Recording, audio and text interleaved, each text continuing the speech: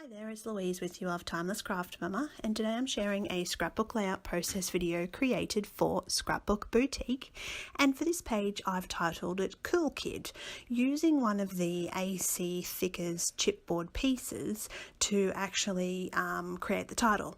But firstly I want to show you this really great page or collection from DCWV. It's this white patterned paper and it's got foil added into the background.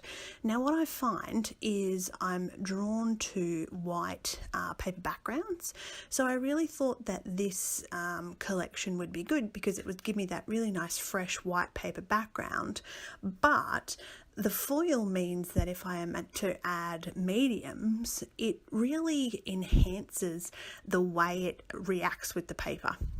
So I'm having a little bit of a think and a play around here, and I've also taken the DCWV Lively Geos patterned paper as well. You can see that I've picked a really bright and fun photo, and what I'm going to work on is just how I want this page to look. I sort of had something a little bit more mixed media in mind with this background paper, but it turns out that what I've mostly done is lots of paper layers in different ways, so some tearing and some straight cuts as well, and not as much mixed media background as I probably thought in the very beginning, but I think that the resulting page is something that I really quite like. So going ahead and mounting on the paper there. Now I wanted to use this resist sort of I think you'd call it a Project Life card, but after I sprayed it, it sort of lost a lot of the how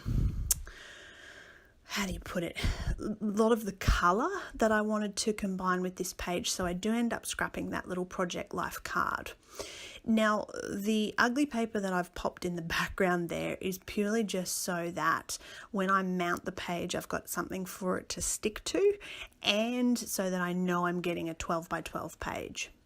Now taking some washi, I'm just going to tear that in half, and again some more torn layers.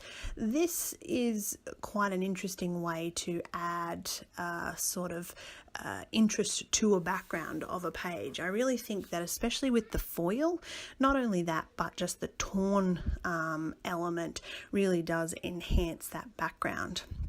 So at this point I'm kind of thinking, okay, this is not too bad, I'm not really loving it, but here we go, you know, the page is sort of moving into something that I'm quite liking.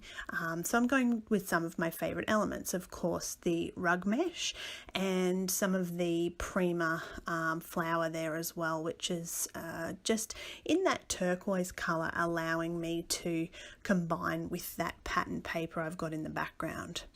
So I did a little bit of distressing on the paper that I've got around my photo, and rounding off some corners, adding a few more layers, a little bit of inking. There's nothing terribly difficult about this page. It's more just to show you the wonderful DCWV papers that are available and how fun they are, the patterns. Certainly if you'd like to have a look at a couple of my other videos, you'll be able to see how I've used them for a lot more mixed media type of layouts, and I hope to continue using them down the track because I really like the patterns that they've got going on.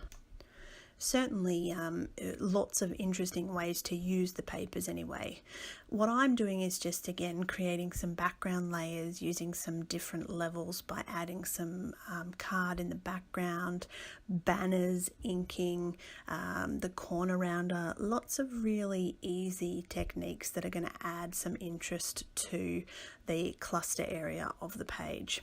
So what I'm doing is putting this together, and it's not again looking as I had imagined in my mind, but sometimes I find those are the best layouts to have because you actually end up with something a little bit different, you challenge your style.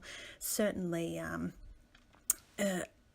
every so often you'll really get something that you really like, and sometimes you'll just have recorded the memory. So when you are creating, remember that it's about creating for you. It doesn't really matter what's popular, what you like.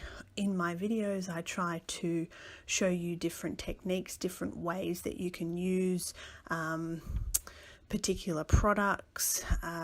It doesn't have to be mixed media.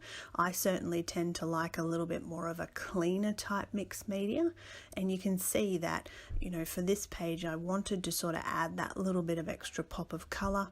I was going to freestyle paint around my cluster, but I'm just going to pop 2 different colored splatters, so one in this darker green and then one in a lighter, thicker green, which again is just adding interest into the background. So nothing too stressful here, a nice easy page that I've put together, something that you could replicate with any papers that you have in your stash. But certainly if you haven't popped over to the store and checked out the DCWV range of pattern papers, have a squizzy at those because they are fast becoming some of my favorites.